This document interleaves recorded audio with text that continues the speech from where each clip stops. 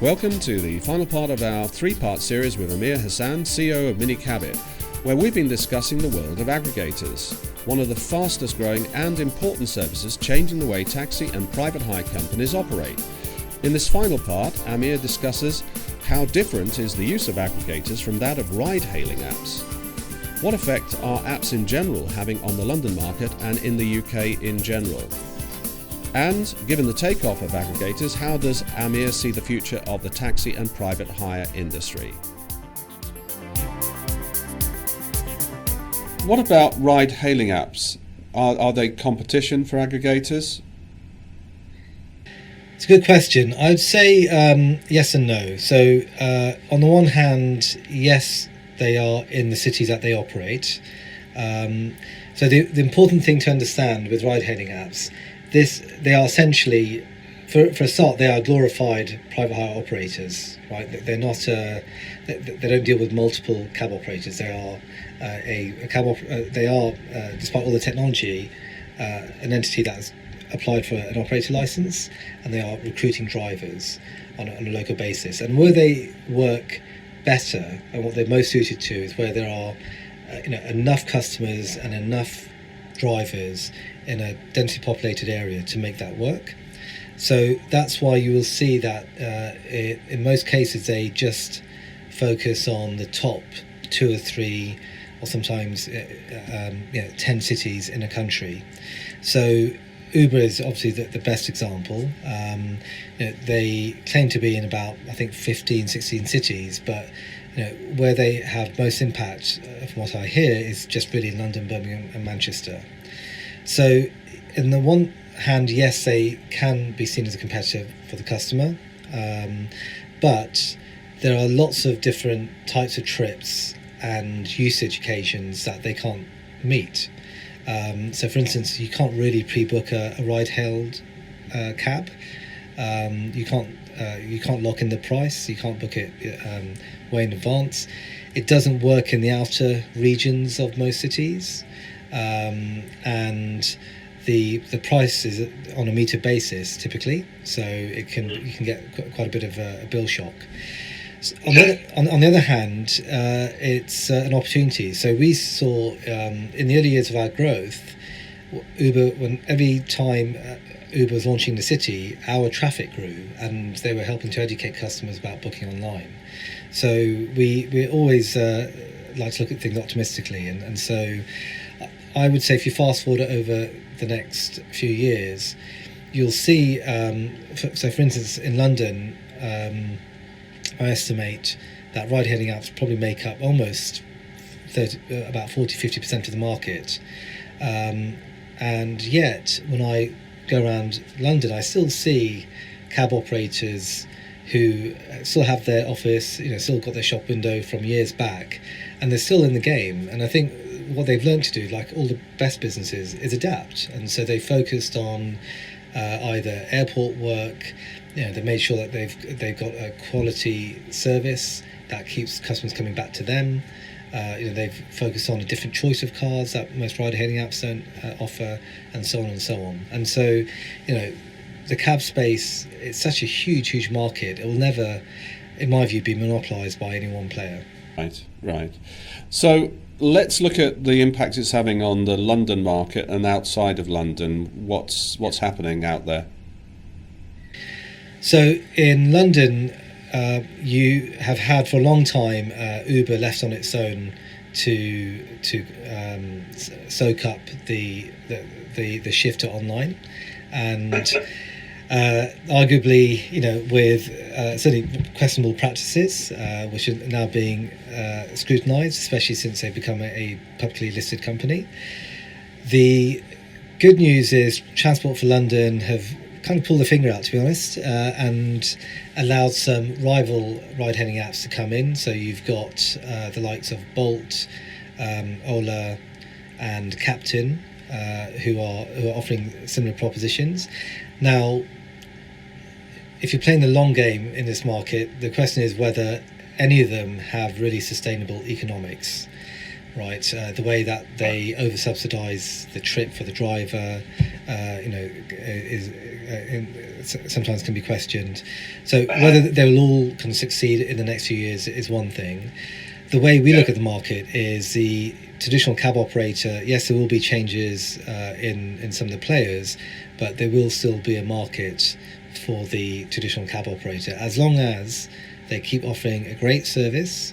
They always monitor their price to make sure they're competitive, and they focus on the routes, whether it's airports or corporate accounts. There's certain different segments of customers that the ride-hailing apps can't easily reach.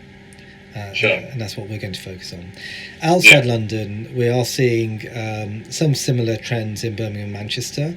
But if you look at other cities, the ride-hailing apps haven't had that much traction. So whether it's in Liverpool or Glasgow or Bristol, for lots of reasons, one being that their pricing and the availability of drivers is on a similar level to the local players, the existing cab operators there.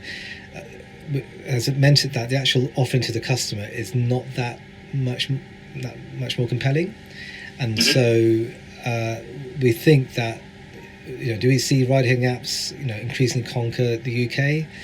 I'm not so sure. I think they will just double down on the few cities that they can serve, and that leaves the door open for the local cab companies and aggregators like us to help bring those customers online. How do you see the future over the next 12 to 18 months for the taxi and private hire industry in terms of the impact of aggregators? So I see a few exciting trends happening. One is customer awareness and expectation to be able to book online is just only going to go one way. It's just going to be expected wherever you are in the UK, and that's an opportunity for the smart aggregators, particularly minicabit, to lead that charge. I see a second trend, which is a lot of the travel companies are increasingly expecting to service their customers throughout the entire experience of their trips. So that first and last mile historically has been out of reach of a lot of the travel companies, and so minicabit, we very early on identified that as an opportunity for the cab operators. So we have actually struck these major partnerships with Heathrow Airport, Expedia, Stansted Airport, Ascot, the British Tourist Authority, many others, whereby if you go on the websites of these companies, customers can book a local cab operator around the UK using our technology. And the huge benefit for the cab companies is they're getting exposure to these extra channels in a way that they wouldn't have been able to achieve themselves. It's very unlikely any one cab operator could have secured an airport partnership in the way that we have, and certainly without having to pay any money. So we see that as an increasing trend happening, that the online travel space will wake up to cab booking. And the third big trend will be the shift to zero-emission cars. So around the UK, we are seeing these low or no-emission zones opening up. Birmingham, Leeds, Heathrow Airport themselves will have a low-emission zone in 2022. And that will require cab operators to update their fleets towards these zero-emission and particularly electric cars. And so we see that as an opportunity whereby we can find work using all the data that we hold from customers. We can direct a lot of work to fleets that have zero-emission cars, and we can help companies recoup the investment in these cars, because whilst these electric cars can be more expensive to buy, they are a lot cheaper to run. And so using all the information we have about customer demand, we can enable them to keep their drivers busy much faster. So I think a smart aggregator should be seeing the bigger picture, and I'm pleased to say that if you look on minicabit's website, we already spotlight zero emission cars as a big opportunity for customers to book.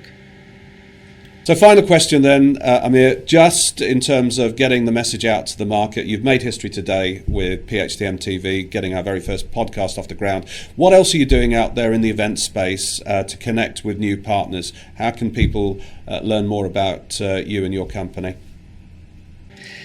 Yeah, so once again, congratulations on this first podcast. I hope it goes global. As regards to what we're doing, so first of all, we engage with cab companies around the UK in a number of ways. One is they are welcome to visit our website at admin.minicabit.com. Or if you just go to minicabit.com, you'll see a link on there which says fleet sign up, and that gives you information about us. And from there, you can contact us. You can join our newsletter. We do send out information about how to join minicabit and what's the latest that's happening in our industry. The other areas that we do engage with, one is we are proud to say we're the co-sponsor of the PHTM Expo that takes place every year in the summer. We've been sponsoring it for about 4 years now, and for us it's always exciting to meet cab companies from all around the UK, of all shapes and sizes, and really hear firsthand what they're enjoying and what the pain points are, and hopefully how we can help them in the journey for the next chapter. And then from time to time we do run workshops at our offices in London, and so we're always welcome that if there are cab operators who happen to be in London, then they can meet us. We are also working with some of our partners, so iCabby is an example whereby at some point they will be having some regional events, and we will be supporting them on that. We are always open to holding regional events ourselves if there is demand, and if anyone does want to wanted to arrange that for the local area, then they can contact us at info@minicabit.com. Brilliant. Well, those regional events sound really exciting. Maybe we can live stream some of the bigger ones for you and reach the nation. And so thank you so much from the editorial team, from Graham and Liza and myself, and hope to see you again on PHTM TV soon. We hope you've enjoyed this 3-part series, so subscribe to PHTM Podcasts on YouTube, Facebook, LinkedIn, or wherever you're listening or viewing, and get all our latest episodes with leading experts who are shaping the future of the private hire and taxi industry. And if you're an expert in the industry and would like to be part of future podcasts, call us now on 0161 688 777 or email info@phtm.co.uk.